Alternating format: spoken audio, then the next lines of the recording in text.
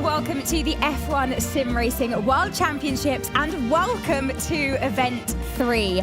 We come into this weekend with so much to play for. Both championships still up for grabs. Thomas Ronhaar currently leading the drivers' standings, but only 23 points separate our top 4 drivers. Meanwhile, over in the team standings, Mercedes lead the way despite having not won a race this season.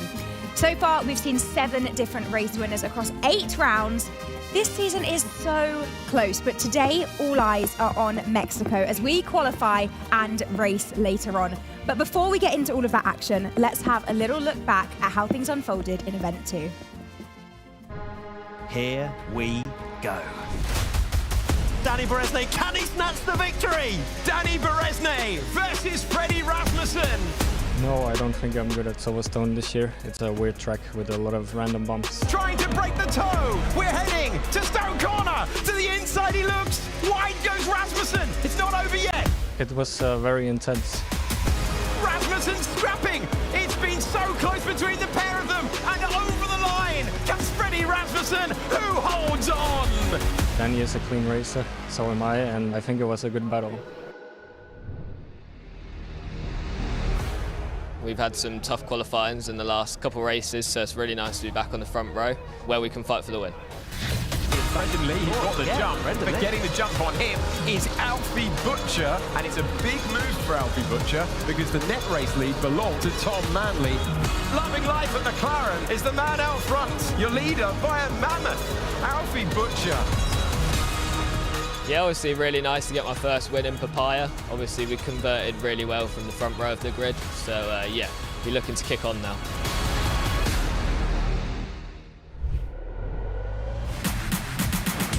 We know the pace was very good coming into Zandvoort, and just like last year, we were very competitive and we're in a very good position. The Williams are right next to us in P2 and P4, so it's going to be a fight between us two. Deployment is being used. You can see the battery draining for Fassi. Does he shape for the move into turn 1? He's not close enough. For the win! A late lunge. Oh, it's not enough. But he came from miles back. He came from Amsterdam. That was so well judged from Barry Borman. I had to defend for, I think, 25 laps against Isma. Was one of the hardest things I've ever done in my life. But luckily, I could sort it out and bring P1 to the team.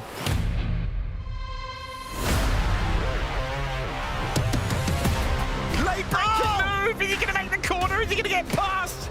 Huge, potentially race-defining move for Thomas Ronhaar. After such a disappointing Event 1, to have such a good Event 2 is something I could only dream of. This is for the win. This is for the lead. Thomas Ronhaar takes P1. I think everything went right that race. Very happy with how it went, and I can't wait for Event 3. Hello everyone, welcome to Event 3. I am delighted to be joined by some of the very best in the business, lining up alongside me to take you through all of the action over the next few days. We have Mr. Alex Jakes and we have Matt Gallagher. Guys, lovely to be back with you. How are you both doing?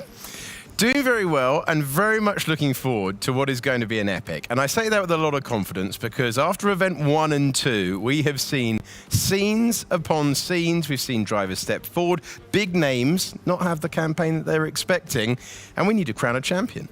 We absolutely do need to crown a champion. Yours looking very fresh, by the way, for just coming off of China. That's a lie, but I appreciate it. It's all right. I'm trying to sweeten him up as we set things up here. Matt, what about you? How are you feeling for the next few days? Very excited. We're here, finally. No more talk of, what are they going to do with the last few races? We're here. It's here. Qualifying coming up, race later. 4 races to decide the champion. You've got at least 4, if not more, involved in this fight. And I can't wait to see which way it goes in this final part. We just had a recap of Event 2 and we saw, of course, we had 4 different race winners. This is amazing. This shows how competitive we are this season, right? But who stood out to you across Event 2? I got to say Thomas Ronhaar. I was so impressed with the way that he was able to modulate his driving, make minor changes, go for that consistency, know when to let a 5th place be a 5th place, and then convert the win when you get the opportunity. It's given him the championship lead, but Matt, we've seen so many drivers be in the mix all the way through. It's absolutely ridiculous after our conversations from Event 1 about Ron Haar's driving and some controversial incidents that he was involved in as well, that he's now leading the championship. We thought he threw away a lot of points, which he did in Event 1, but Event 2 was a stunning performance from him. He reined it back. How's he going to feel coming into the final event now, 4 races, to become the first time he'll ever be able to say to himself, a champion? Oh, no pressure on his shoulders at all. But as you mentioned, currently leading the standings and our most recent winner. Let's hear from Thomas Ron Haar after Event 2. He was the runner-up last year. He hasn't won since back in Sao Paulo. Thomas Ron Haar, who started this event saying he was P nowhere in both qualifying and the race.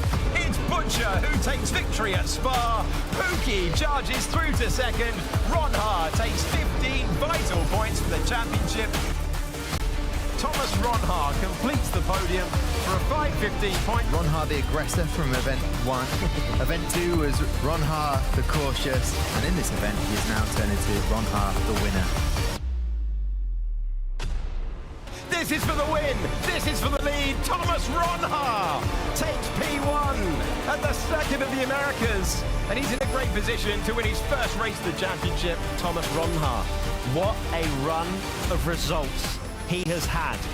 Third, and first, the last 3 races for Thomas Ron Haar. That is a huge amount of points where some other drivers have faltered. Thomas Ron Haar has really stepped up now. Can he continue it into Event 3? Those will be questions that will be asked.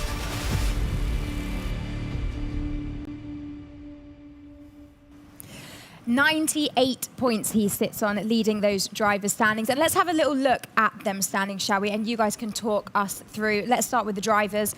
Alex, take us through it. Well, very, very competitive, but Ron Haar getting there in the end. As you say, our most recent winner. Fassi was the great standout driver of Event 1. He's still in the mix, which is amazing. I don't think anyone, even he, would have expected that. And then you've got Otmir and Barry Boromund, who's had 2 great wins so far this year. Danny Beresnay hasn't competed in all the races. Osis Lawrence has become our youngest ever winner in the championship. And then Alfie Butcher, Pookie Rasmussen and Benham. It's an amazing top 10, but when you see how close the points are, Matt, it's remarkable that we've got some big... And Nicholas Longue down in 12th just shows you where we've got to. Yeah, when you look at the run of results, it's ridiculous because you've got the likes of maybe Ron Haar, and you could say as well with Otmir, they've had consistently good points finishes. And then you have Barry Boromund, who's won a couple of races, and he's still 4th. And then you look at the constructors, speaking of winning, Mercedes haven't felt that this entire season, and they're clear at the moment by 28 points, I'm going to say, mental maths. So it's quite a good... Thank you. Look, I'm starting off this qualifying show big. But yeah, at Red Bull, you have to say on one side of the garage with Freddie Rasmussen, we've not seen the same performance that we're used to seeing from him. Of course, last year's champion. Can he just mount a charge in these last 4 races to at least secure Red Bull the team's championship? It would be quite something, wouldn't it, if Freddie manages to shoot up the standings there? I don't think you can really rule anyone out, though, because they've obviously had the longest period of time with the game at this point, the most experience, the most race experience as well. Obviously a LAN event, we've been remote for a couple of years and we came back, we're back to a LAN event. Everyone's used to that now. It's then, can you find the final, in the real thing, you'd say 0.2 of a second. In this format, you'd say 0.02 of a second. Yeah. And if they can do that, I would, if someone puts a run together, you could easily see someone vault up from the midfield to be a contender.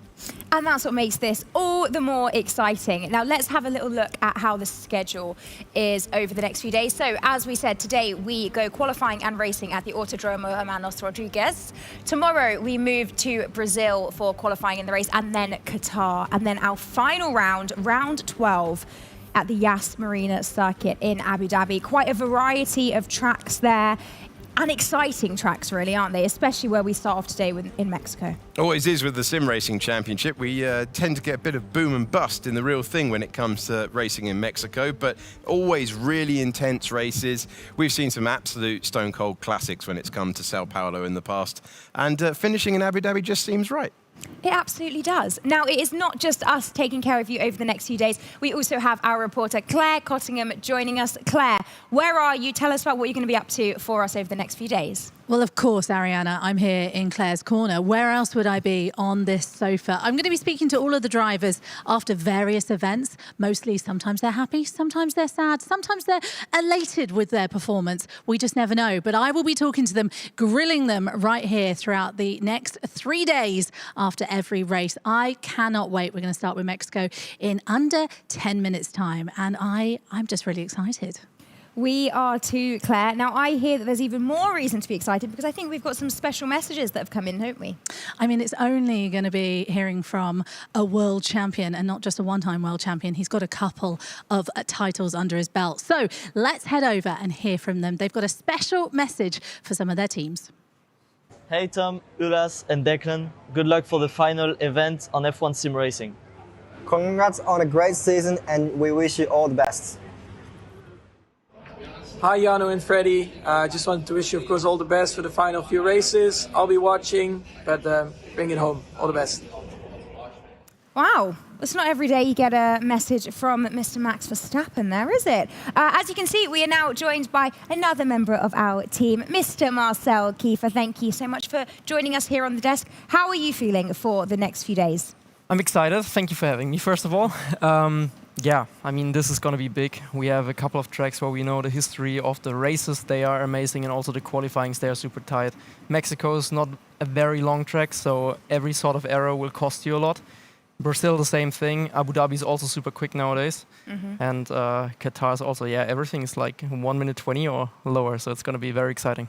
Who are you keeping your eye out on today, especially when we get to Mexico? Who do you think will go well here? I think it's going to be a Red Bull track, because from the history, Jano was usually winning here all the time, and Freddie is most of the time on pole. So if they can sort it out, it should be a Red Bull 1-2. Done. There you go. Should be. All right, there That's we go. it then. This has been great, guys. We'll come back tomorrow. Let's have a little listen to what our drivers had to say about this circuit, shall we? Let's see how they're feeling. High curbs, traction. Chicanes, low grip. Curbs and cutting. Very tricky. Fast and difficult. Long and interesting. Fast and my favorite. Fast and tricky. Long straight. Fast and flowing. Fast. That's what I kept hearing there. Fast, fast, fast. Let's talk a little bit about this track, shall we? Marcel, you've already touched on who you think will be strong here. Matt, I want to bring you in. Talk us through some of these stats that we've seen from previous years and what it means for this round. Well, thankfully for Marcel, he hasn't been lying to us, because you can see Otmir winning a lot of them. Ronha, of course, last year. So Burremand as well. Look, 3 second places in the last 3 years, and we've just sort of touched upon the fact he's had a couple of wins this year, and no one else can say that. And if he can mount a charge in these first couple of races, Ferrari are kind of out of the constructors, but he can definitely push for the drivers. But look, you can see this, you can see the form book, but then as soon as we go to lap 1 later on, it will be chaos. You expecting some chaos, Jakesy? Yeah, a standard issue from what we've seen this year. But Ronha coming in here as last year's winner, off the back of our taking the flag as well last time out when we were racing. He's going to have a lot of confidence, knows what to do around here. But obviously the pressure's going to be on this qualifying session because the margins are so tight. It's interesting that our front runners have gone so well around this track. We've seen some spicy stuff in the past, though. Some really aggressive driving. And I think we're in for more of the same. We like the spicy stuff. That's what we're here for. Let's hear a little bit more about this track with Tom Manley taking us around, giving us a bit of an introduction. So starting the lap at Mexico, you definitely want to set up the exit a lot. It's very important to get a good exit since such a long straight to start the lap. And then going into T1, it's a very difficult T1. Obviously, you've got to set up the next 2 corners, very tricky chicane. Lots of curb usage on this game, and then, yeah, very important again to get a very good exit and ride the curb at turn 3 to power down to another mini straight before turn 4, sector 2, and then start sector 2 once again. You kind of have to set up another corner, set up the right for the left. Important to carry good minimum speed there as well before you head into a tricky double right. It's important to hit both apexes here to really minimise the scrubbing of the speed in the corner. Otherwise, if you miss the first apex, you can really ruin your second apex and lose lots of time. and then heading down to the tricky high-speed part of the track.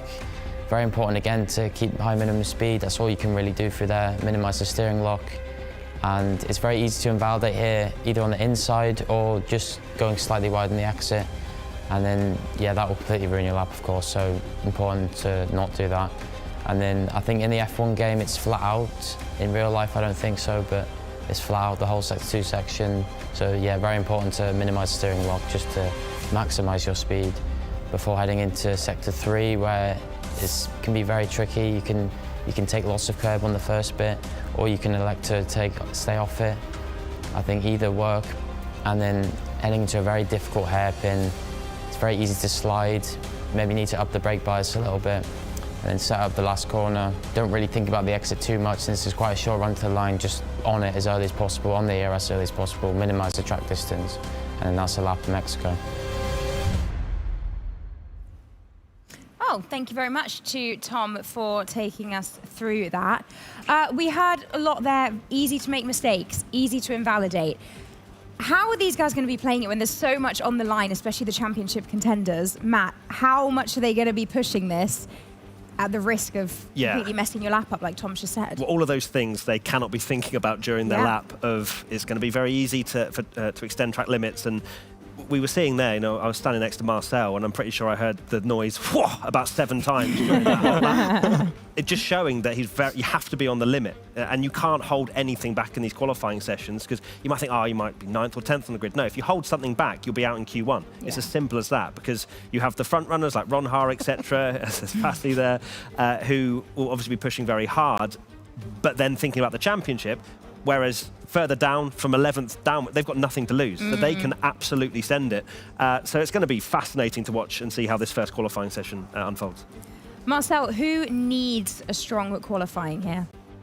I think especially McLaren, and also Lucas needs to bounce back. He had some strong showing last time out, but he still didn't score any big result in the races. And I think McLaren, if they want to have a big recovery, it starts in Mexico. So I would say him. Let's build on that a little bit, because McLaren, they're a team that we have seen so strong. Of course, Lucas has a championship under his belt, but they're just not in the mix at the moment, are they, Alex? But there is still the 4 rounds we've got that they could claw some important points back. They've got a former champion and one of our drivers there who have been one of our 7 winners this year. But no, the feel and the consistency across the season just hasn't been there for them. A little bit of a surprise, but there's been plenty of surprises this year in terms of who's been at the front all the way through. Absolutely. We'll see how they fare when they get into things. You can see both the drivers there just getting themselves ready and preparing. Matt, from your perspective, who do you think needs a strong showing in this quali? For me, it has to be Ron Haar. Ron Haar is obviously a brilliant qualifier anyway, but to kick off the final event with a really strong quali will do wonders for his confidence. And I don't personally want to see a Ron Haar. Well, maybe you do from an entertainment factor. Ron Haar down in like 7th or 8th. Oh, man. Shut it. But it was more about the fact that, if Ron Haar's 7th or 8th, he might feel like he needs to do a little bit too much into the race, which we have already seen this year in Event 1, if Alex would let me finish my point. And, but anyway, we're looking at the track now. Yeah, Alex, talk us through some of the track info here. Well, a huge stop down into turn number 1, so it can all fall apart immediately there. You've got a little bit of jumping out of jail space on the outside for the race, but none for qualifying. And then it's all about the rotation of the car coming out of turn 6. It looks a horrible section from 7 to 11. And then you saw with the onboard with Tom Manley a few moments ago how much curb you have to take realistically on the way into 12. Make the corner as wide as possible. Then there's a load of slow stuff to finish the lap. But if you don't make it as efficient as possible, you're leaving time on the table. It's rapid, this racetrack, down to turn 1 and turn number 4.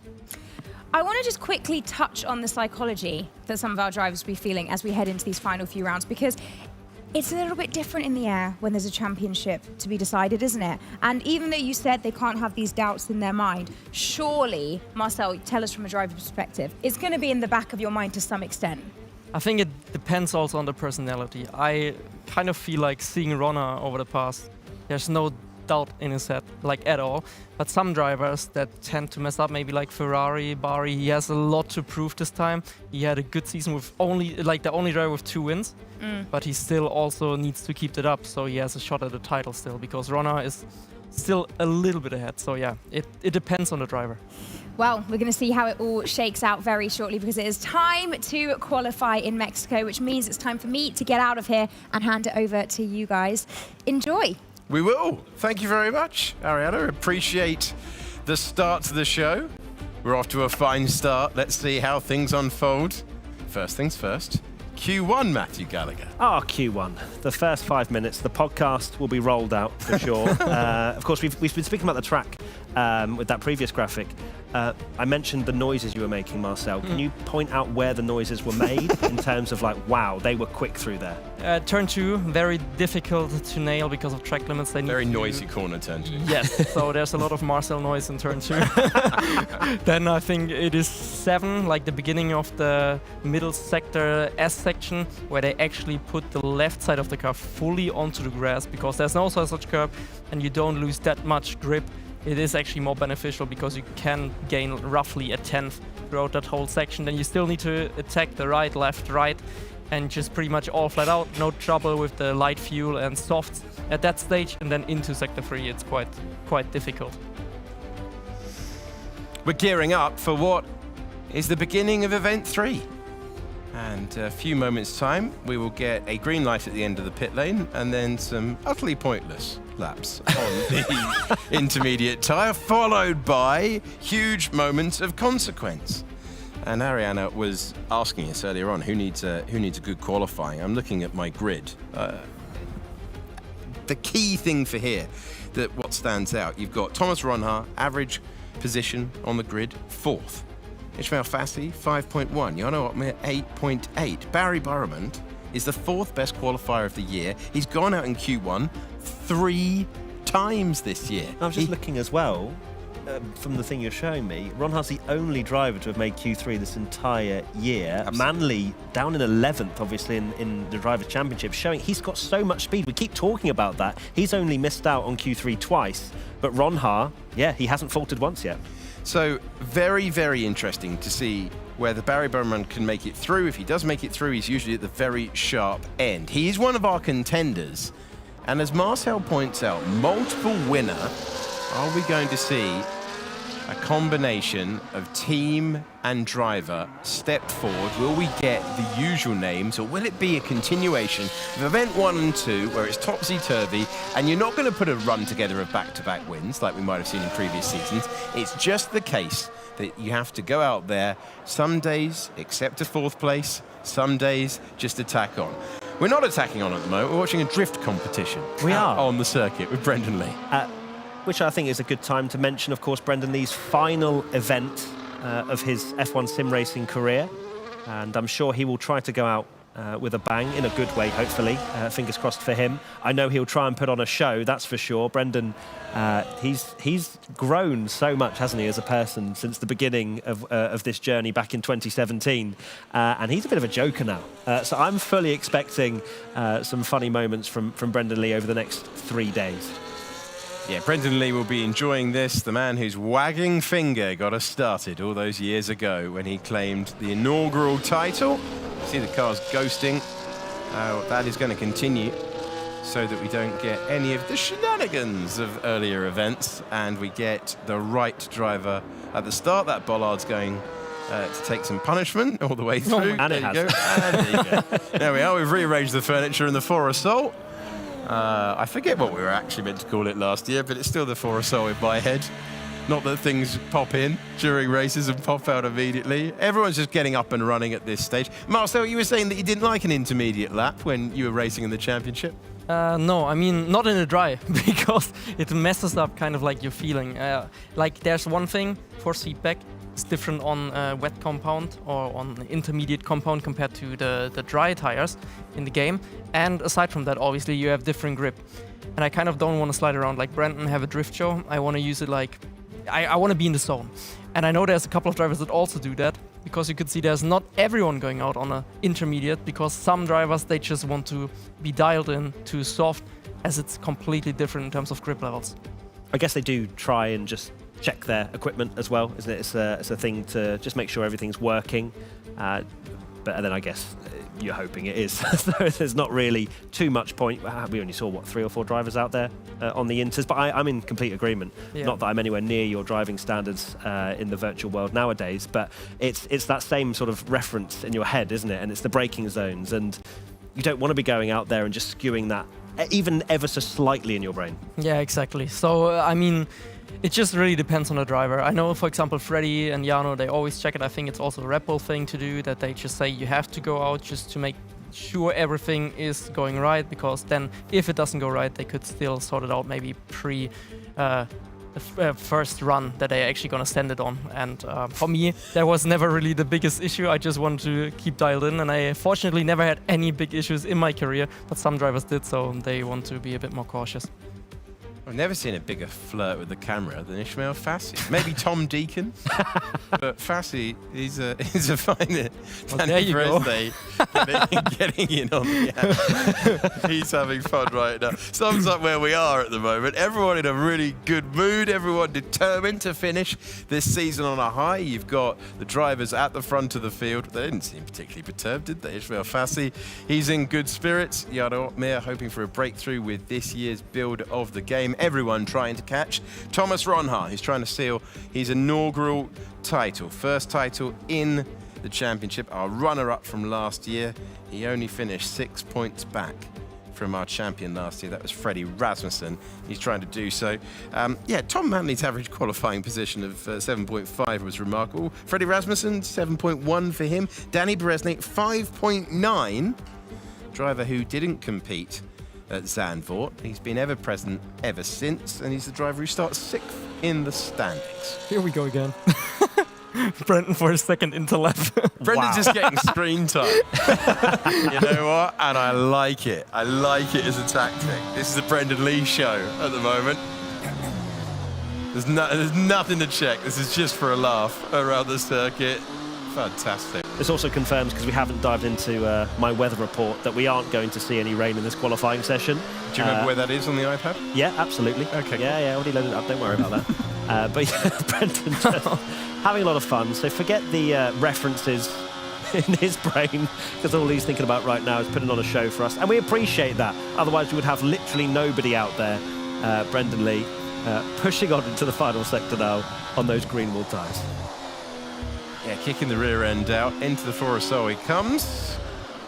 Parking up. I thought he's going to go and do donuts. Yeah, I thought he was. I must say that we have a driver change out there. Bent Savo Cogny is in the car for Alpine. He has been promoted into the French outfit, and he is partnering Josh Edu for this event. Joni Tormala taking a step back. There you go, Brendan. With a smile on his face, he knows what he's done. He knows exactly that everybody was focused in on that drift show. And now he sits back and relaxes. We have 11 minutes and 16 seconds remaining in this Q1 session. And you'd like to think, Marcel, very shortly we will be seeing some dry compound of tyres going out there. Because obviously you've raced around here. My question to you, if you could pick one corner that you dread around here, for whether that's track limits or just losing time, what would you pick? Nearly every corner, honestly. no, this track was not one of my strongest. Like, I was pace-wise always quite off, especially off Freddy. At least Tom Deacon's not here to remind you of your results like he did last time. No, actually, I was always decent, but I was not like on paper quick. Like, there's some of the tracks where you're not very well under practice, but when it comes to the actual session, for some reason you perform well, probably because of pressure or something, and some drivers that have high expectations for themselves, they mess it up. But yeah, I would say pretty much the whole middle sector and the first chicane. If you don't nail it, that's it. Like, literally turn 2, if you don't nail that corner, it's game over. Turn 2, the tricky one then, for Matt's new feature. Corner of Dread. Super. If you're wondering where Tom Deacon is, he is retraining as an accountant, and we wish him the best of luck. So, the yawn sums things up at the moment. We're under 10 minutes. You're looking down at the Aston team, and Otis Lawrence, who has provided some of the scenes of the season so far, as he has got up to speed very, very quickly. He's been a race winner. He's taken pole positions and leapt higher than anyone I've ever seen in esports arena as he did so. And everyone's just biding their time. It's amazing, isn't it? The amount of hours that they put on behind the wheel, logging the lap times. They'll all be separated by 1,000th of a second in a few moments' time. But we're waiting. And we're waiting with a championship that remains wide open with Thomas Ronhaar on 98 points, Ismail Fassi on 92, Jarno Opmeer, he's had a bit of a grisly time of it. If you speak to him in Claire's Corner after a race, 88 points on the board. He's still in the mix. So many drivers still in the mix as well. Barry Bowen's our only repeat winner this year. Otis Lawrence became our youngest ever in a drag race to the line where he beat Jarno Opmeer back in Jeddah. And then Danny Bresnay, we've talked about him. He's already been waving to you at home down the camera. And Hold on, finally, Alex. the outlaps begin. I'd have done the whole championship if I needed to. As we see the Mercedes of the man we were talking about, Danny Beresnay, 6th in the championship. Matt, you were saying your information is they're going to continue to rotate the drivers as they try to seal the team's championship. They currently lead it. Exactly. They're not afraid to do their own strategy with this one. Whether they win the drivers is questionable with this strategy, but they're up for the big prize pool, which is the team's championship, and all the drivers seem pretty happy with that. And I spoke to Jake Benham, who of course he was maybe a little bit frustrated in event 1 where he wasn't picked for the amount of races that he would have liked to have been involved in. Of course, only racing in the final one in Saudi where he just popped it on the podium, which was a phenomenal result from him. I mean, he's raced 3 times as Benham, and he's done a third, and a fourth. Like, he's sat there going, guys, can I have a full-time race seat? But it's working for the Mercedes team in terms of leading the Constructors' Championship. And yeah, it's going to be bizarre, isn't it? In fact, we've spoken about that they haven't won a race this year. Very, very odd, because they've been in contention, haven't they? Almost all of them. In almost all of them. Leading on the last lap in Melbourne to start things off. There was a big opportunity for Danny Beresnay at Silverstone. He'll know that that was the one that really should have been an opportunity. You never say, look, it's not like a football commentator saying should have scored, but he knew there was an opportunity that day that he wasn't able to convert. I think great to see him run back at the front though. Smile on his face, competing all the time. Now we're down to serious business. We're through Marcel's dreaded turn 2, and we're firing through one of the DRS zones of this racetrack down to turn number 4.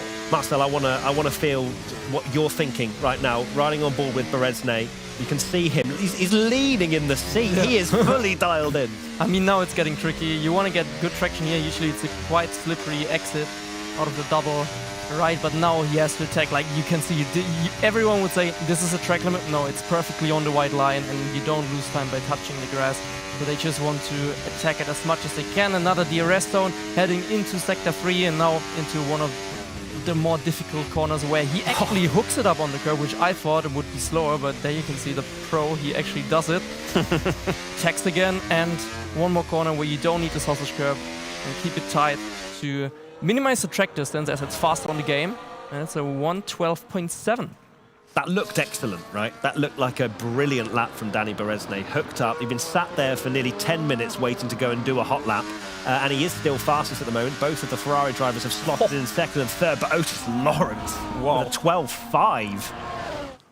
Oh, it's rapid out of the gate, isn't it? Let's see what Alfie Butcher can do. A McLaren driver who is one of our 7 different winners of the year. That's a ludicrous amount of lock to crank on.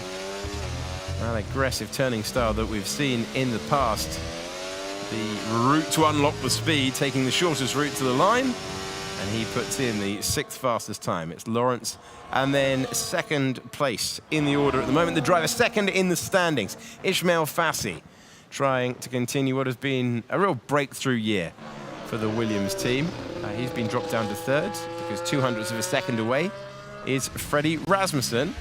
Let's see what the 2nd Red Bull can do. This is Jarno Opmeer. Starts 3rd in the point standings, coming in to the event, and he comes over the line. Wow. And he finds himself slotting into 10th position. Look how tight it is out there in terms of the times. So we're seeing some different setups out there. for sure. Some drivers going for a rocket ship in a straight line. Brendan Lee has the fastest first sector of anybody with a 27.5.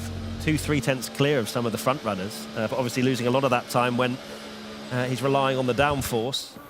But yeah, very close indeed, as you would imagine. Half a tenth separating the top three, and really important for Ron Haar to be up there. Fassi as well, of course. Then you look a bit further back, Opmir's going to feel the pressure in 10th. That is for certain. And of course, Burremand just ahead of him in P9. So those two will absolutely have to go again. Otis Lawrence, though, straight out the blocks. He pointed to his temple before we got going for Q1. It's all about the mind games from Otis. He feels confident, and for how young he is, it is so impressive to not be fazed by any of this. Yeah, it's one of those situations where sometimes you can roar into a championship and you don't know what you don't know, and then it's the difficult second album, isn't it? You come back and you're under pressure to deliver, maybe thinking of Alfie Butcher, who had a great performance in Spa earlier in the year, but he would have been switching to McLaren expecting to fight for the title. It doesn't always work out how you expect. The most important thing is to take the chance when you've got it, and Otis Lawrence has been doing that with some dramatic scenes across the entire year. Sabo Konya has done incredibly well to jump straight in the car in the Alpine. He's placed it P7 in the drop zone. You've got Nicolas Longuet. No, you haven't got Nicolas Longuet. I'm going to get my eyes tested on. Josh Edu, Brendan Lee, Lucas Blakely, former champions, Linus Sturd there. Alvaro Caraton and Thomas Gao complete our drop zone at the moment. Thomas Gao yet to put a time on the board, so he's gone beyond the all four wheels, beyond the painted white line. So it gets even better, of course, if Lawrence and Ron Haar make it through to Q2, because they've decided we're saving a set of tyres, we're all good. And that, of course, is an advantage into Q2 and Q3, where you have an extra set to play with. We'll see who that first driver is. You'd imagine Fassi, wouldn't you, Marcel? Because Fassi, it's not a massive amount of time in normal human terms of 700ths from third to fourth, but in F1 sim racing terms, that's quite a lot, and he'll have to go out again. I think so too. I think only the top 5 could be safe, but even with Fassi and Beresney, I'm not sure. Like, it's crazy how it's half a tenth down to 12th. Yeah, it's ridiculous. And I mean, even thinking about it, it's half a tenth to Thomas Ron Haar. So is he even safe? I mean, he is, obviously, because it's very hard that another like 13 drivers or something improve more than he does. But yeah, it's crazy. So out there at the moment, and we're continuing to focus on the outlaps on the Ferrari, and everyone pouring out of the pit lane, heading onto the circuit, ready to attack and ready to find our way around the circuit. Josh Edu is the driver in your picture, and he has been enjoying life at Alpine so far this year. Everyone choosing their own line, choosing their own outlap with the ghosting on. No massive effect on things. Josh Edu having his best races so far this season in China and Bahrain, when he scored a 5th place finish. That was his last point score of the season so far. He did not score during the last event. 1 minute 22 to go in Q1. One final run for these drivers to try and make it through. And for the top 4 in the championship, they're going to be hoping that they can deliver on what is a very difficult lap. Danny Beresney, once again, is going to be the first over the line to give us some action. So Danny not worrying, Marcel, about the fact of, want to be last over the line, track evolution, the sort of minor advantages that you get. No, I think Danny's also one of the more like reserved drivers with this. He's not so stressed about maybe like, I don't know, 100th of a second, but he rather wants to make it up on track without being distracted, and that is already looking great. He's gaining 1/10. This is what I meant with if you don't nail turn 2, then it's over. He nearly gained over half a tenth there, so it's crazy. Not purple, but still a great first sector. And yeah, Danny is just, in overall this year, he's so consistent. His performance is amazing, and I think Mercedes can feel it, so hopefully he can still have a shot at the title this year. He will hope so. I love that racing driver comment, Marcel. Not purple. Improving and instantly greedy to try and improve. Danny Beresney, this has been a joy to watch on board, but this is the thing about this circuit. You can put it all together, and then there's so much fiddly stuff still to come at the end. Bollard's in place, which is a relief considering what we've seen so far. Okay, big moments given the context of the season so far. Oh, complete with timing graphics as well. It's going to be hundreds of a second in it. Great lap. Danny Bresnay gets himself 5,000ths of a second away from the benchmark set by Otis Lawrence. Barry Burrowman, a contender for the title. He has managed to go over the line. And is that an identical With the time? same time, It's got to be an identical Longay's time. gone quicker. Nicely done by Nicholas Longay. Important for him. Drop zone at the moment with Manley, who's had such a good one-lap pace through the year. Hoffland as well, Brendan Lee, Lucas Blakely, former champion, down in 20th as it stands. Ozelderim is down there. And then Alfie Butcher is staring at the drop zone. Jarno Opmeer at risk as well. He's yet to come over the line. Fassi is second in the points. He's top of the pile at the moment. The Williams driver has gone over the line with a 1:12.5 that leaves him ahead of Longay. And heading out in this first part of qualifying, we've got Alvaro Carreton, Pookie, and then also heading out, Seba Kanye, Brendan Lee falling as well, and Josh Edu is the 16th car in the order. It was intense at the end, but they are the 5 to fall. Obviously the big one there being Pookie. Of course, Mercedes trying to continue their great run of form. Pookie's not had the best last couple of races at the end of event 2, and sadly for him his qualifying has come to an end. 18th on the grid for Pookie. Blakely right on the cusp in 15th position. Oh, wow. And you think that, of course, you know, there was Ron Haar looking very, very safe in second when he retired. Finished 11th in that session, just showing that the track evolution on that second run was actually quite big, Marcel. Yeah, I mean, that's what I was talking about. Probably not enough drivers would improve to kick him out, but you never know, you know? These guys, sometimes they hook it up. Pookie is always up there usually. Josh also has a couple of strong tracks where he's going for the pole position. And I mean, Brandon is a world champion, so these three would have already been enough to push him further back down. But in general, super, super close. Blakely just barely made it through, like you already mentioned. And that's good for him, but let's see if he can make it out of Q2. So Josh Edu, Alvaro Carreton, Esteban Pookie, Enzo Conye, and Brendan Lee are the drivers out. Not much between them at all, but that is a big moment of consequence. Crucially, our main contenders at the very front of the field. Mercedes doing this driver swap means that Pookie, he's 8th in the standings, but he's missed 2 races so far this year. So our main contenders managing to head through. As you can see the order, well, you did see the order on the left-hand side. That graphic has now been removed in the time that I stared down at my timing page. It's a good moment to say hello to Claire Cottingham. She's in conversation with Esteban Pookie, who went out in Q1. Not ideal for the Mercedes team. I know you guys have been working incredibly hard over the last few weeks. Talk me through what's happened. Well, mainly the first sector, both for my laps. I hit the curves in a bad way, bad angle, it threw me off the line.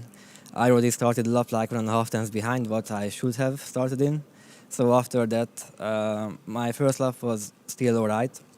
So I knew there was a lot to improve, but the second lap I hit the same curve in a bad angle. And I just had to nail every turn after that. I made a slight mistake in the fast S section in the second sector, and that was out. I think that was the main issues, those 2 turns. Was it a track that you were concerned about qualifying on anyway? No, I felt pretty good around here, qualifying all the practice and here in the warm-up session as well, right before quali. The lap I was doing consistently there was easy enough, but here obviously on the 2 laps that mattered, I made 2 major mistakes, and that was the issue. I don't mean to put the pressure on you, but obviously the championship fight is coming down to the next few days. Mercedes coming in at leading the way. How confident are you in a race like this and the qualifying that you've had that you'll be able to pick up some good points?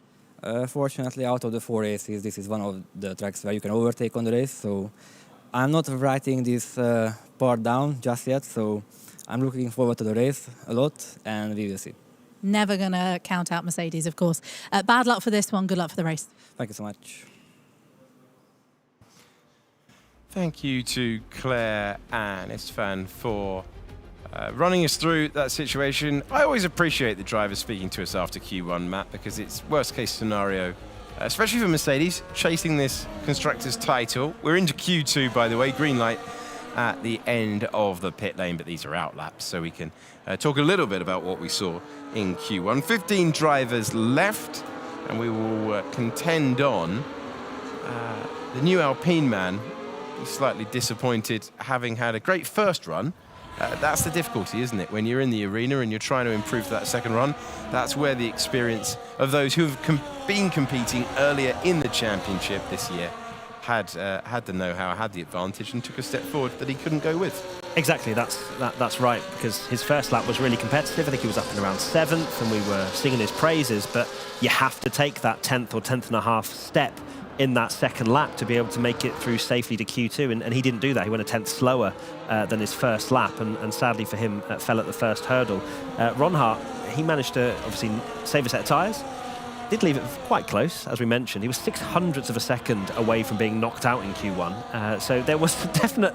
If he'd been told that into the final runs, he may well have gone out again. Yes. But he was, as we say, safe and ready to go. And we have a lot of lap times now beginning in this first run in Q2.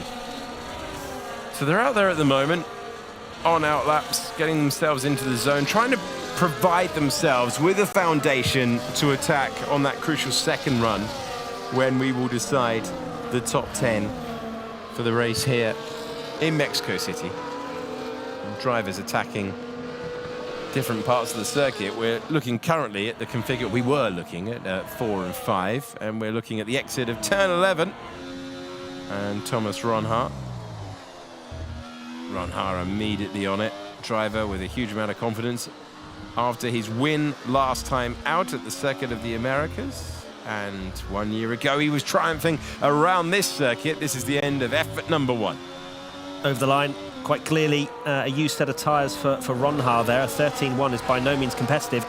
Or he made a mistake, but Joris Krozen now goes to the top of the 12.7, but still not as fast as we've seen in Q1. A lot of these drivers using that same set from the first part of qualifying.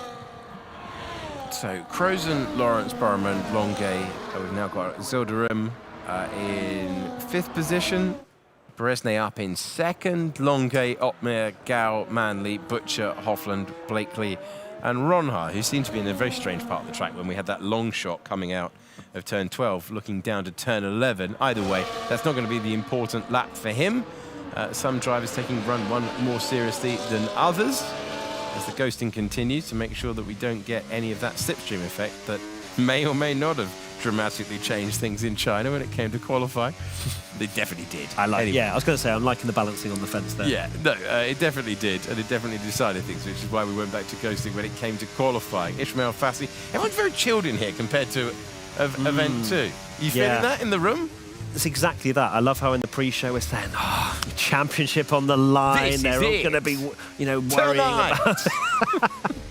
But the thing is, it can change so quickly as well, because I feel like we've also commented in event 1 and event 2, everyone's relaxed, they're laughing, they're blowing kisses to the camera, and then one instant in a race and everything can change. And I'm fully expecting that. This is a more relaxed part of the day in the sense of we're building up to Q3, which of course is where the top 10 are decided. But when we get to the racing and they start getting their elbows out and they start being a bit more aggressive because they realise they're either right at the front of the field and they want to win the championship, or at the back and they want to get a few more points in this final event. They're speaking to the McLaren guys when we were getting on the plane, chatting to them, and they were going, look, it's not been the best season, but hopefully they can just bounce back in this final event. We've seen Alfie Butcher, he can just randomly win. And we're kind of joking about that, and they were saying, yeah, do pretty bad in 3 and then just win 1. And that's just how the story of his season so far for Alfie Butcher. But he's proved that he can win races. It's just that consistency that McLaren in particular have been lacking this year. So we've had the shadow boxing of the first runs. Drivers ready for the track to be in its best condition, when it will be at its most rubbered in, and then go again. Just looking around the arena here and the studio. Drivers have to remain in their rigs even if they do get knocked out. That's a championship rule, which I think is a bit cruel, to be honest. Harsh, isn't it? Yeah. But thankfully, we're only talking about it and not setting the rules. Otherwise, imagine what a shambles we'd be watching. As we're looking at the McLaren pair that we were discussing a few moments ago. It's not been the campaign that Lucas Blakely's wanted. I don't think you'd have got great odds on him only scoring points in 1 race very competitive in Bahrain as well, but only 1 point scoring finish for the former champion in 2025. Yeah, and it's been sad to see just, because I speak to Lucas a lot, obviously at the hotel or if we're getting on the plane or whatever, and I've just sensed his demeanour's been quite flat this year. He's sort of lost a little bit of that confidence that we saw when he won the championship, and I feel like that's just had a bit of a domino effect across this whole year where he just hasn't been able to get the result, whether he's had a great qualifying but then been involved in an incident, or just not been able, through pure pace, to be anywhere near the front. But Bahrain, I know for a fact, will be haunting him because that was the one that kind of got away for him. So can he mount a great final event? We will have to wait and see. Out there following Danny Berezne at the moment. Mercedes man, again, going with this tactic of let's get out there, let's get on with it. And he's happy to run to his own standard and let everyone else try and answer things. Currently the second fastest time, not entirely representative first run. Carrying the weight of Mercedes now because his teammate out, and yeah, he's going about his own way, which is fair enough, whatever he feels most comfortable in. But yeah, I feel like Mercedes and Pookie in particular read the script of we want everything to go down to the wire, Alex, because we want a four-way fight into Abu Dhabi, ideally. It does always seem to, doesn't it? Yeah. It does always seem to be quite a lot on the line. We've had some amazing title deciders in recent years. Last year, Freddie Rasmussen coming out on top for the first time in championship history, having been a contender so many times before. Q2, 7 minutes to go. We're beginning event 3. After Mexico City, we go to Sao Paulo, and then we finish off with Qatar and Abu Dhabi. Circuits that all require a flow, high speed, and a high degree of skill as well. We've been talking about Lucas Blakely, and we're currently riding on board with him. Looking forward to riding on board here with Blakely, former F1 Sim Racing champ. Into turn 1 we go. You're going to be hoping for green on that delta in the top right, because that is a benchmark of an older set of tyres. And it's gone red, in fact, for Lucas. So those first couple of corners that Marcel has been saying is so important, he's not been able to improve like he would have wanted to. He's going to really want to have well, you can see there, just on traction, he gained a 10th. So plenty of time on the table for Lucas Blakely. How much does he risk into this left-hander? Oh my goodness gracious me. Loads. Millimetre Loads perfect. is the answer. It's great to watch. Through here, it'll be easy flap for Lucas. And then we head into the stadium section. Again, how much does he risk on this right-hander? Yes. Didn't feel like as much risk as maybe we've seen from other drivers we rode on board with in Q1, but it's a purple middle sector, you'd hope so. I'm hearing laughing behind me, so I'm not really sure what's going on out there at the moment. That's not at you, Matt. No, I hope not. All right, you don't take that personally, buddy. Barry Burman's fastest, then it's Nicholas Longuet. Otis Lawrence is in third. Yeah, it was the Ferrari drivers that were laughing. That's why they're laughing, because they're 1 and 2 right now. Danny Berezne in 4th, then Lucas Blakely's time with that rapid middle sector gets him to, he finds himself to 5th. All sorts going on in front of us. Chopping from left to right. Here's a contender for the title, Ismail Fassi, with a rejuvenated Williams team. Out of the final corner. He puts it second. He's got a good feel around this circuit. We've seen that in both sessions now. Autódromo, who had a pole position earlier in the year in Shanghai, finds himself in 5th. Freddie Rasmussen, reigning champion, in 6th at the moment. In the drop zone, we've got Jarno Opmeer. Tom Manley's in the pits. Alfie Butcher is there. Thomas Gow has now dropped in as well. And you've got Blakely, Gow, Manley, the second McLaren of Butcher, then Hoffland, finding himself in 15th position. Danny Berezne, who went out first, didn't he? Set that time in terms of the run that we're on, run plan that we're on at the moment. Crozen's ahead of him. Then it's Rasmussen, Opmeer, Ronhaar, our championship leader. Autódromo with a great lap, if you consider the context of the rest of his campaign. Otis Lawrence, he looks like he's got a great balance around the circuit. But crucially, Nicholas Longuet there with teammate Barry Burman. Ferrari have the answers in Q2. Ismail Fassi is the driver of the split. And I believe we're going to get some context to the laughing that I heard behind me. Let's listen in. Well. Man, that was a banker. Oh, I guess you're retired. Man, your lap is also cooking. Yes, Otis finished, Danny finished, Lucas Man, your lap now. is cooking. I just cooked. Oh, That's Lucas my PB.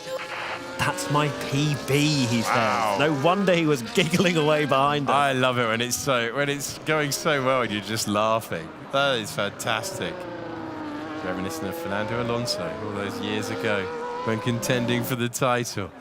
Okay, Barry Burmond, our only repeat winner of the year. He's getting that confidence. It's only Q2. He's finding pace. Clearly with a degree of caution as well, because he said it was only a banker, and yet... No, he said it was a banger. A banger, sorry. I was going to say... a cautious PB I don't think exists. No, I was wondering why he was like, oh, I'm not even in pushing. I've set a PB. That makes more sense. I might be slightly tired.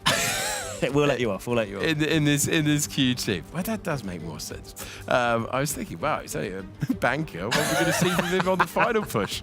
He's the fastest driver at the moment. All going very well. Ishmael Fassi in second, Nicholas Longuet in third, then it's Otis Lawrence. And I love the relationship those two have, the Ferrari boys. Yeah. Because he's elated with his lap, and then he's turning to Nicholas Longuet, who's had his struggles in qualifying so far this year, and going, you're cooking as well.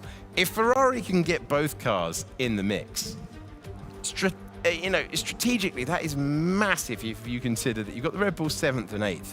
But if you can put two cars in the top 5, we haven't really seen anyone do that consistently all the way through the year. It gives you options for your race, gives you a chance to react if anyone pulls the trigger early. They're in a great... I know it's Q2, we're going to reset the board, but there's real promise there for Ferrari and this race day. Yeah, fantastic laps from both of them. You kind of hope for Barry's sake he hasn't peaked too early in the Q2. I can't believe he's PB'd in a middle session of qualifying. You'd expect it when the track is even more ramped up in Q3. But he is, of course, retired from this session. He doesn't want to go again. He'll save a set of tyres into the final runs in Q3. And of course, there's a lot of points up for grabs. We're talking about the drivers, but of course for the teams as well. Ferrari are currently third in the standings with 112. They are 53 points behind Mercedes. Mercedes, of course, with one of the drivers struggling with Pookie out in Q1. If they can lock out a 1-2, and we've seen this already. We saw it last year. If they can both be at the front, they know how to win and to win well with both of the drivers scoring 1-2 finishes. Could history repeat itself again? No reason why not. No reason why not.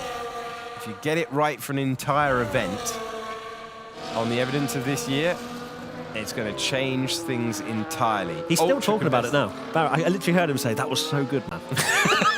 Fantastic. Great to hear the enthusiasm, the elation of a driver who's had good times and bad times so far this year. When you've been out in Q1 on 3 occasions and you've just PB'd in Q2, you know that it's a huge moment of celebration.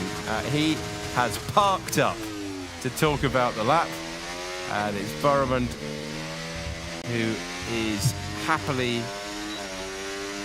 watching with the rest of us in this part of the session. Danny Bresnay going again, so he pushes on.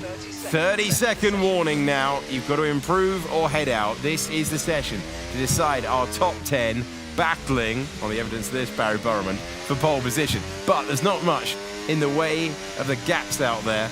Ferrari looking quick. And Danny Bresnay invalidates the lap time by exceeding track limits. We talked about how easy it was to do, and he's done so. Massive. That's massive now for Mercedes. Both drivers will, unless Danny gets very lucky and no one improves behind him, but you have to expect there will be improvements out there, one of them being Tamas Gal, who is over a 10th up on his current time, P12.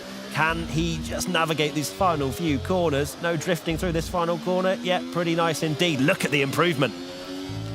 And he's got the traction, he's got the grip, he's got the second fastest time. Danny Bresnay is done. He's in 11th. One Mercedes out in Q1, one Mercedes out in Q2. Big moment there as Otis Lawrence goes fastest. And now, can the McLarens find their way through? Lucas Blakely is out. His time leaves him in 12th position. Looking at Tom Manley, Alfie Butcher, Duncan Hoffland. Is anyone going to fight their way through? Otmir's had a really steady first sector. He could be, he's in trouble. It's 11th at the moment, so he has to improve, but his first sector was slow. Nothing for Alfie Butcher as well. Oh, it's tight. Look at that. Look at the margins at the top right. Top right tells you that this is going to be so close for Jarno Otmir. Oh, just P9. And Jarno Otmir fights his way through. That is a vital, vital moment in the context in his bid to be the champion. And that, in the end, was Joris Krozen, Duncan Hofland, Danny Beresne heading out in the second part of qualifying, along with Alfie Butcher, as both McLarens fall at the second hurdle of qualifying. Yeah, tough to see for Blakely and for Butcher. What's good in the championship in the top 4, they're all through to Q3, which is going to make for a very fascinating race later on. You'd expect maybe one of them could potentially fall before Q3, but they have all made it through. And with Longuet right up there with his teammate Burman. Burman finished P4 in the end, despite PBing, but of course didn't go out for that final run in Q2. And then Ronhard in 8th, Otmir in 9th. It was very close out there, Alex. Otmir made it by 300ths of a second. Ronhard made it by 400ths of a second. Got to improve on that final lap. The balance of risk and reward writ large there. Interesting to see the Ferraris going very nicely with both entries. Can they find a way to power back through, do what they did, take the team's title? Not impossible. One of the big names to fall in that session was Danny Beresne. He's talking to Claire Cottingham. Yeah, it kind of goes bad to worse for the current championship leaders. Danny, just what happened out there? You already said to me, actually, you didn't think it would be fast enough to get into the final part of qualifying. Well, I would have been fast enough, but the lap I did with the mistake was not fast enough. 2,000 off the cutoff with invalidation. P13 is still a position to fight for points. We don't get anything for the qualifying session, so I won't be too disappointed about this. But this event broke my Q3 streak of the season, because apart from this session, I was managing to start from the top 10 all the time, and we definitely had the pace to do so here as well. It just didn't work out with these tricky chicanes around Mexico. This is such a good point, isn't it? Because Mercedes, they are leading the championship by 28 points, but you're yet to pick up a win. So can you win from 13th on the grid? You can win from anywhere. My teammate finished P2 from P16, starting the last lap in the lead in Bahrain. So I don't think anything is impossible. I know you guys have been working really hard back at the factory. How confident are you that this can be wrapped up and you guys will be champions by the end of it? Do you feel extra pressure? I'm just as confident as at the beginning of the season. For me, the standings doesn't mean too much. I just try to perform to the best of my ability, and we will see where it puts us. We will see. Good luck for the race. Thank you. Good luck to everyone else. Danny Beresne, I mean, if you can exit Q2 with a smile on your face, he's just loved being part of the picture at the front. But we were talking about that sequence from turn 7 to turn 11. Someone's going to invalidate there, because if not, you're not really pushing hard enough, are you? Exactly. That was the time that he needed, and as you say, missed out by 2,000ths with the invalidation. So he was right on the cusp. He had to send it, and as he said, you know, he's been part of Q3 every time he's participated. Of course, he hasn't in one of the races this year. So he's been very impressive over one lap. And you can't discount either of the Mercedes drivers, even though they are further back in on the grid later today, because they've been the masters of strategy, and I'm sure they'll be working very hard right now to figure out what would be the best way to get both of their drivers back in the points, because, as we mentioned, Ferrari are strong. Both Red Bull drivers are in to Q3 as well. It's game on. Well, the main contenders find themselves fighting through. And we've got Ronhar, Fassi, Otmir, Paramount, and Otis Lawrence, our top 5 competing.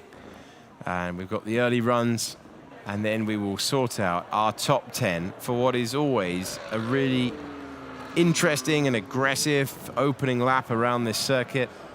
named for the Rodriguez brothers who competed in Formula One in the 60s and the 70s.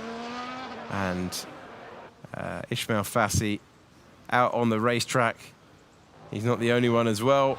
Thomas Ronhaar, our championship leader, finding themselves out there. Our top two separated by 6 points, the margin that Thomas Ronhaar lost out on last year is the margin he leads by coming into the final 4 races of the campaign that comprise the final event. Today we have 1 qualifying session and 1 race. Tomorrow, 2 qualifying sessions, 2 races, huge intensity. It's going to go a long way to deciding the title and setting up where we conclude things in Abu Dhabi. And Thomas Ronhaar is now in your picture, building up to enormous speed with the DRS wide open. Let's see what he can achieve then. Ronhaar, championship leader, but a lot of drivers still very much in championship contention. Otis Lawrence 5th in the championship at the moment, but did a very scary 12.2 in Q2. So Lawrence may well be one of the favourites coming into these final runs. Ronhaar riding on board with him. One of the most impressive drivers in qualifying. And he has navigated this first part of the lap very well. Does he invalidate into the left? Oh, it's close, but you can just see how beautifully he steps the rear out there to ensure that he doesn't exceed track limits. Through there is what you would consider easy compared to some of the other corners on the track. And Ronhaar hard on the brakes now into this right-hander. How much curb does he take? Oh, the whole lot. And then into the hairpin. I think we spoke about with Marcel in event 2 of how much steering lock Ronhaar puts on. And this has looked like a great lap, but that, yeah, well, he's invalidated, not invalidated, but he's decided that's not good enough. I'm coming into the pits. It's thrilling stuff to watch on board. Moving around a lot out there. And unsurprisingly, dialing it back to the pit lane. But gave us something to enjoy. Yeah, great to championship watch leader. Something. Championship leader, winner around this circuit last year, winner of the most recent race, podiums.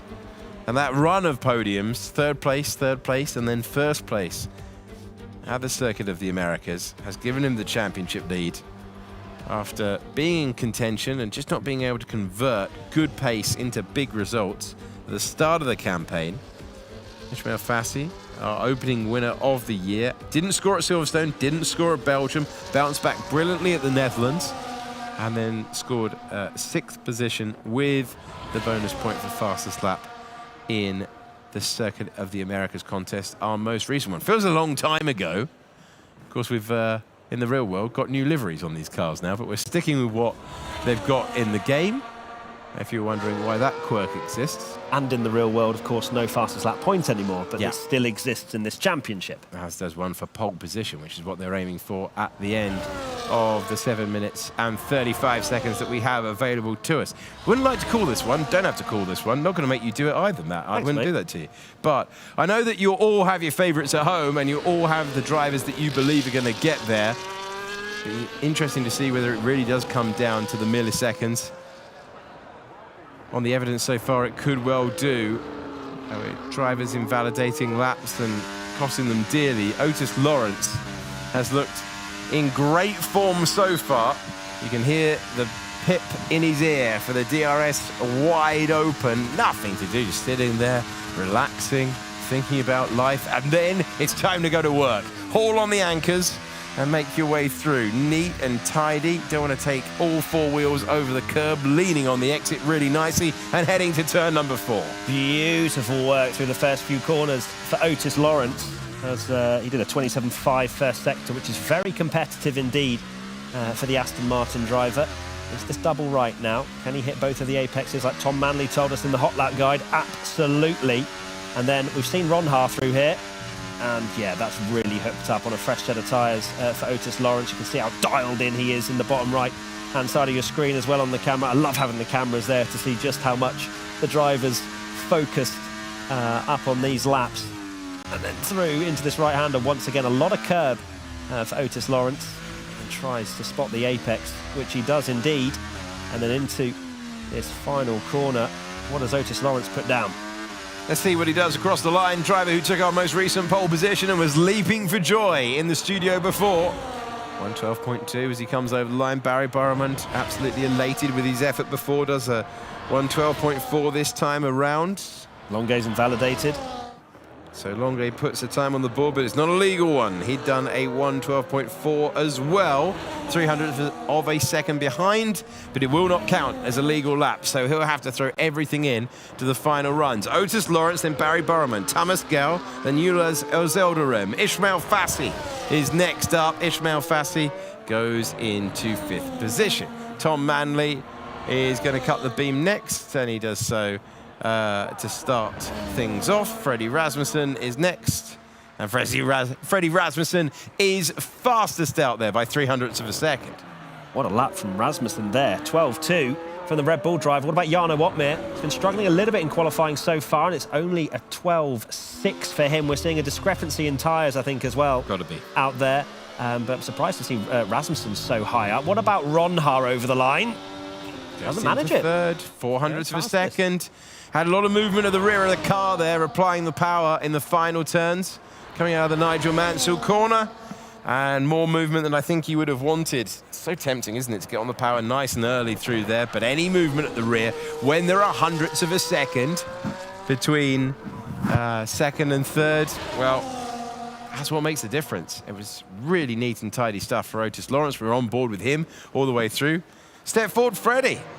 He is finding himself at the front again at a circuit where he's got good form in the past, and we will see what the others can do in the final remaining 4 minutes of the session. But at the moment, big discrepancies, as you said, out there, and no legal lap times for Tom Manley or Nicholas Longay. They invalidated around the circuit. Certainly have, so a bit of pressure on the Nicholas Longay side of the garage at Ferrari. Rasmussen very quietly just gone about his way and then gone fastest in the session that it matters the most. Will we see personal bests once again from the likes of Barry Burman, who has gone slower on that lap than he did in Q2. Otis Lawrence went slower in this lap than he did in Q2 as well. So there is more time on the board, but I think it's also just showing how difficult it is to master a lap round here. Sometimes you look at the tracks that they race on, and you think, I could do that? You watch. Oh, I never think it with this lot. I never think it with this lot, ever. But this seems right at the top end of blowing your weekend. Because remember, we talk about Q1 all the time, but if you're a championship contender and you find yourself in 10th, it's so tricky. Unless you have a teammate alongside you to help yourself out, it's so tricky. Mercedes have got themselves out of trouble a couple of times like that. But equally, when we're getting to this end, well, who's gonna take the opportunity? Nicholas Longay feeling the moment there. You could see it written all over his face of that invalidation. He's got a chance. He's got a chance to show us what he's done so many times before and take a pole position in the Sim Racing Championship. It's all going to come down to the final 2.5 minutes. It's what we love about this session. It's why we bring it to you in its entirety. From intermediate tyres all the way to a rapid lap of complete precision. That's what we're going to see in a few moments' time. Tom Manley needs a lap time. Nicholas Longay needs a lap time. Our championship leader, Thomas Ronha, is in third. Our reigning champion is the driver to beat. He is currently in provisional pole. Track temperature is at 28 degrees, so very much the part of the temperature window that the teams would be used to. 2-minute warning. And Otis Lawrence is out there looking to improve. Remember, track will be at its best opportunity as well in terms of the rubber that's been laid down. We need to set a grid for the Mexico City Grand Prix. That's what we're looking for. Yeah, what you're seeing now in that top 10, especially from fourth down, is going to change massively. And it really does depend. These moments in these F1 Sim Racing World Championships are pivotal. These are the moments we'll reflect at the end of these 3 days. Who was able to deliver in Q3 of the first race of Event 3? So important for confidence. Freddie Rasmussen unfazed. He's not in the Drivers' Championship fight, but he certainly is there to try and help Red Bull win it. Otis Lawrence, as we've mentioned, P5 in the Drivers' Championship. He needs to win this one if he wants any hope towards the final few races of winning the Drivers. Then you have Ronha, Burman, Otmir. They're all right in the hunt. And then, of course, Fassi, who with that lap in P8, that's nothing to write home about. Plenty to change, Alex, and I'm really looking forward to seeing some of these drivers negotiate such a difficult track here in Mexico. Who steps forward when the moment allows them to do so? Otis Lawrence going into the final event on 64 points in his rookie season. A season where he scored a pole position, a season where he scored a race win.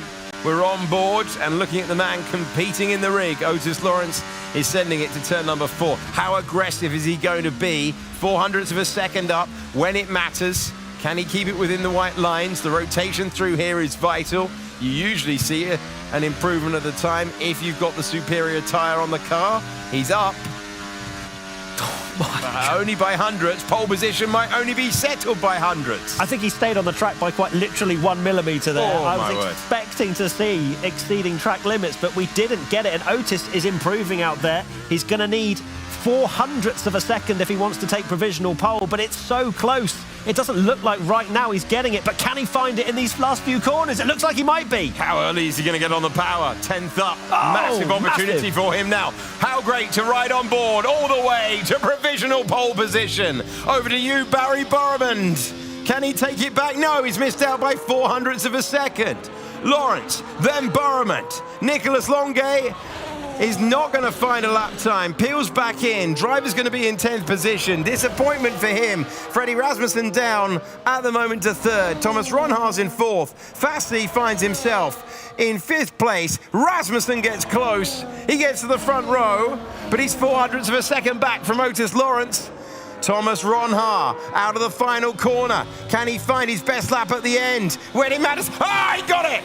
He got it at the end. And he's pumped up to our right-hand side. He's taken the pole position when he needed to. He's taken it by 27 thousandths of a second to pip Otis Lawrence, who is understandably disconsolate because it's gone away right at the end there. But the championship leader steps forward and takes pole position in Mexico City. That's the loudest I've ever heard Thomas Ronhaar. He was absolutely bellowing his celebrations. It was brilliant to see from Ronhaar to deliver as the championship leader in this first race of Event 3.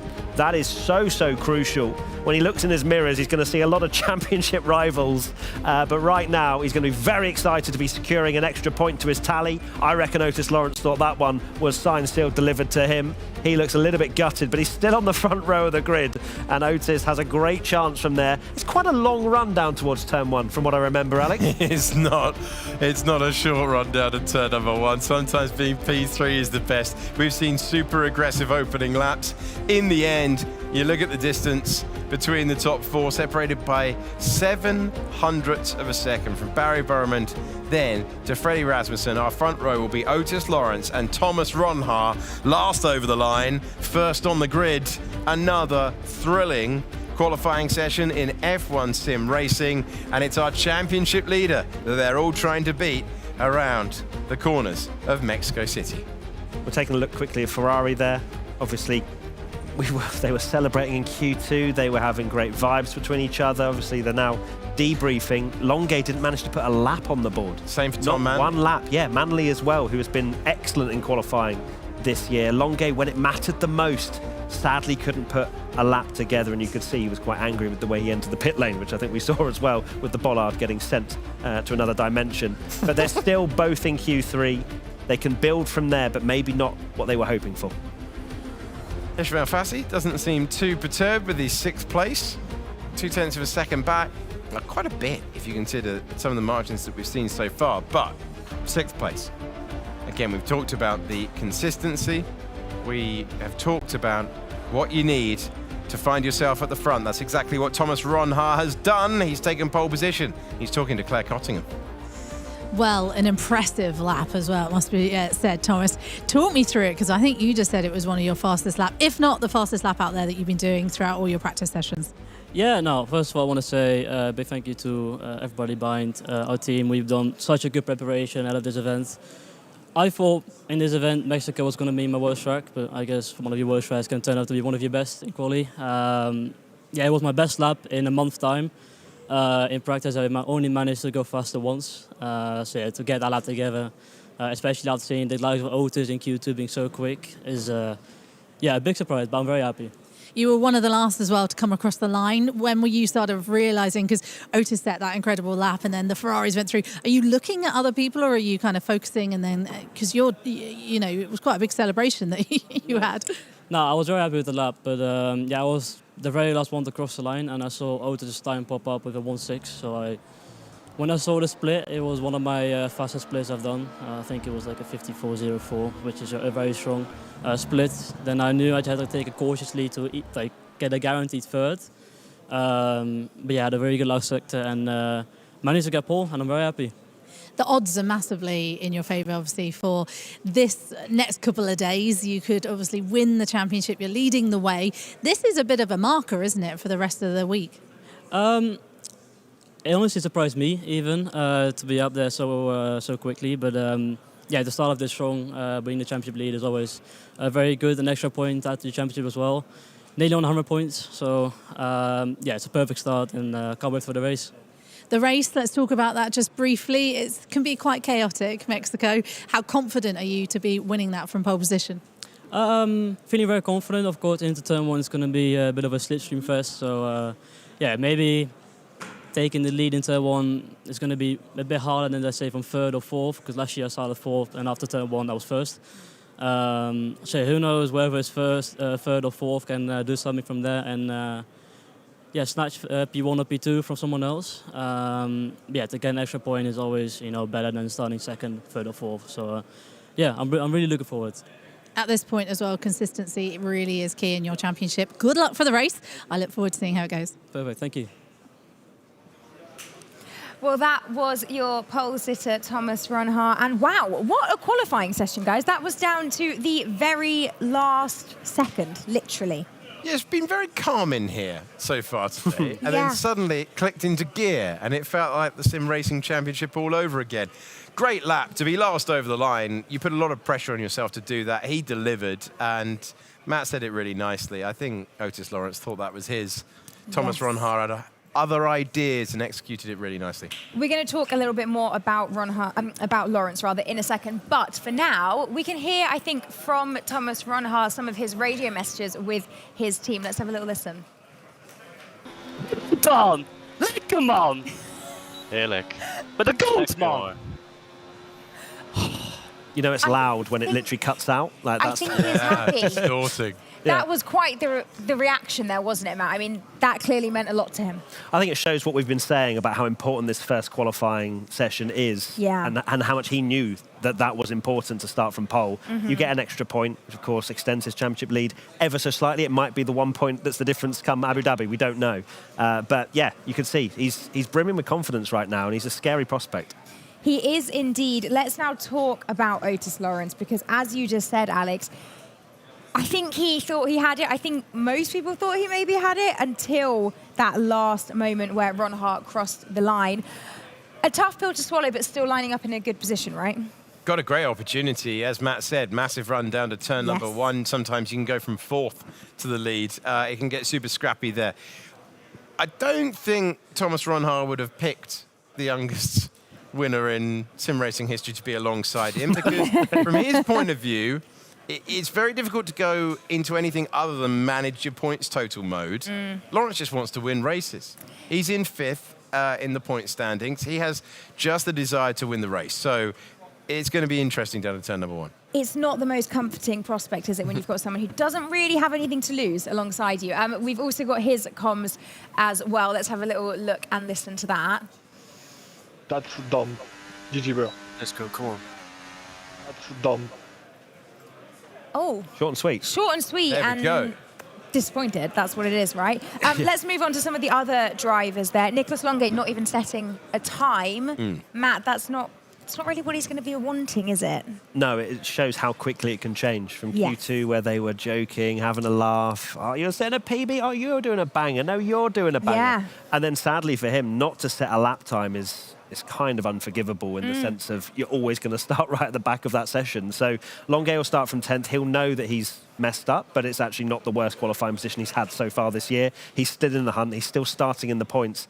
But Ferrari, it is a missed opportunity because they easily could have been in the top 4, both of them. But sadly, it's 4th and 10th.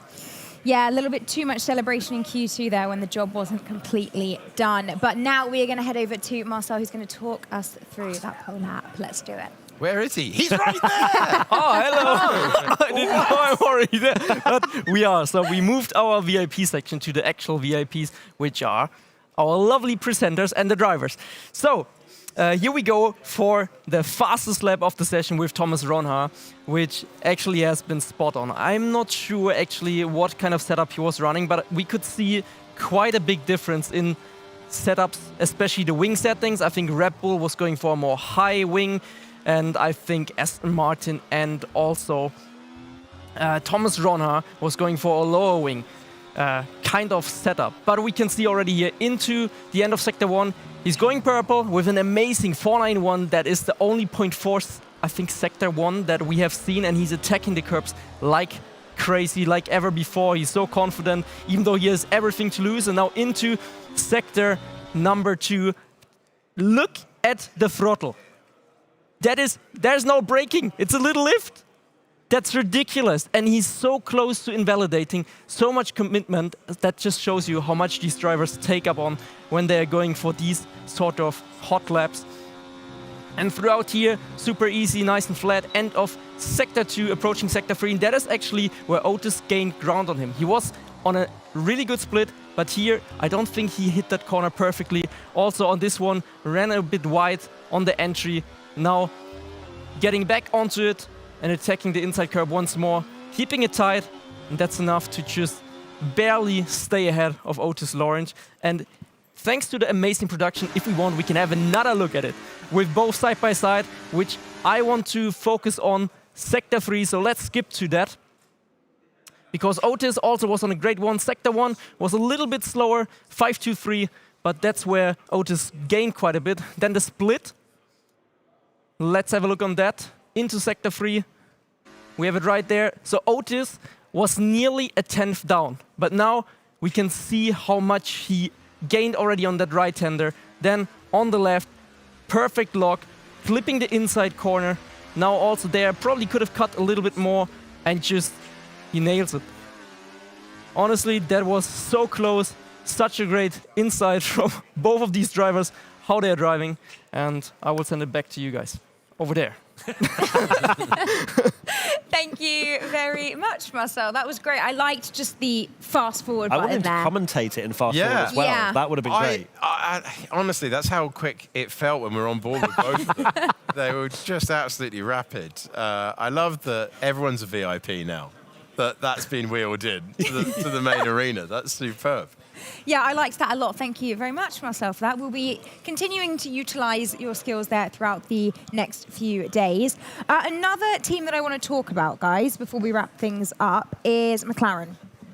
What is going on? We said in the pre-show they're not where they need to be, but both out in Q2. Well, let's go glass half full. Okay, so it's both drivers, so clearly missing something around the circuit. We heard from Thomas Ronhaar that he thought this was going to be his worst track.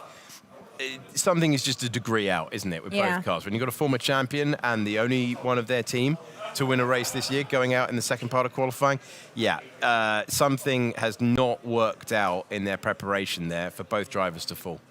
And they're going to need to get that sorted because it's not long until we race. Now, we're going to pause on the desk for a moment and head over to Claire. Tell us who you're with and what you found out. He needs no introduction, does he? Brendan Lee, of course. Your final weekend in F1 sim racing. How are you feeling? I feel all right, to be honest. Yeah. I don't really think it's fully sunk in yet. I think maybe on Thursday, maybe after Thursday, it will sink in a bit more. Okay, all right. So preparations obviously were exactly the same coming into this, surely? I mean, yes. So of course, we also have Tico driving tomorrow, who's of course the third driver for the team. So I'm really excited to see how he performs, and hopefully he can earn a sort of position going forward as well into next season. So at the moment, you don't feel like it's really sunk in. Obviously, if you've not been following Brendan's story, you've been in this since it started, really, haven't you? How old are you now? Literally, I'm like still 25. Yeah. It's crazy. But you've had such a long career in this now. And when people think of F1 sim racing, they think of you. Oh, thank you. I wouldn't have thought that way, but thank you very much. Okay, so you're going to watch someone else racing tomorrow. How does that feel for you? Feels a bit weird, you know, because I've been in that position my whole career of the one driving in the races, but as well as seeing the work that Tico's doing behind the scenes to grow, progress, get faster, stronger, also mentally in his capacity is really cool to see. I'm excited to see because I think he will do a good job. It's very weird to ask you how you're feeling about something and only get about 4 words from you. This is very disconcerting for me. It feels like it really hasn't actually sunk in for you yet. What are you going to do with all your free time? Are you still going to be racing? What's the plan? Oh, I want to move to doing content creation, presenting, and basically also, I've been doing this for 15 years. I've been playing the Formula 1 game since 15 years. They started making on the consoles in 2010.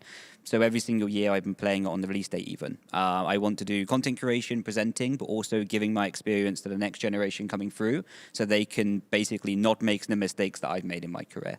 Okay, so it's a real point of looking back at your career at the moment.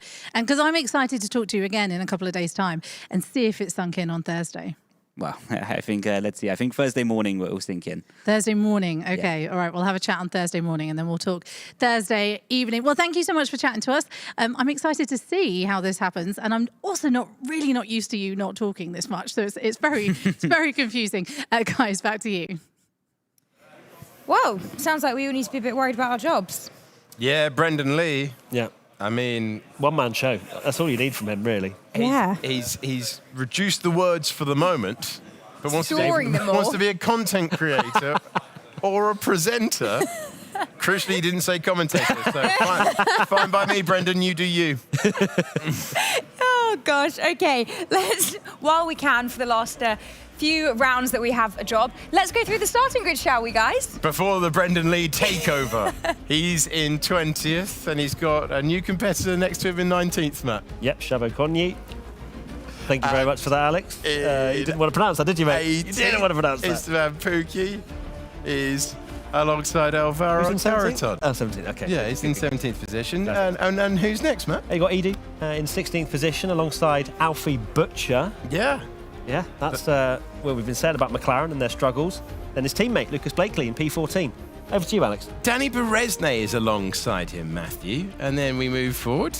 And who do we find? Duncan Hofland in 12th position. He's next to Joris Krozen, who is competing in the Haas. We journey into the top 10 with Nicholas Longay. But who will be 8 metres ahead of him? Tom Manley. Alex Jakes. Tom Manley, very good. Both of them not setting lap times in qualifying in Q3. Tamas Gal, P8. I'm hoping for Haas's sake they can actually score points from great positions in qualifying. And as Ilderim, we didn't really mention that both RBs were in the Q3 session as well. They did a fantastic job in qualifying. And then to row 3. Where we find Ishmael Fassi and Jarno Otmir. Good job we don't have a rehearsal for this bit, otherwise the quality would be embarrassing. Barry Burmond will be a contender around this circuit. He's in 4th. 3rd place, Freddie Rasmussen. But who's on the front row, Matt? It's Otis Lawrence, and of course, Thomas Ronhaar on pole position, bagging himself a point in his championship hunt. And now we're going to just throw it back to you, Ariana. I don't know if you were meant to do that, Ariana, no. to be honest. I think you might be doing it for the next one. If you were. We'll type that up for tomorrow. I don't know what that was, really. We don't either. But thank you, I guess. It was a game of tennis. It was the grid, is what it was. It was meant to be your starting grid, but of course, maybe just look at it with the sound off, replay that. But thank you, guys. Thank you very much for joining me. Thank you to Marcel and Claire as well. That is qualifying done and dusted. We turn our attention now to the race. We'll be back to bring you all of the action from 9 p.m. So make sure you join us then. It is going to be a good one. But for now, that's all.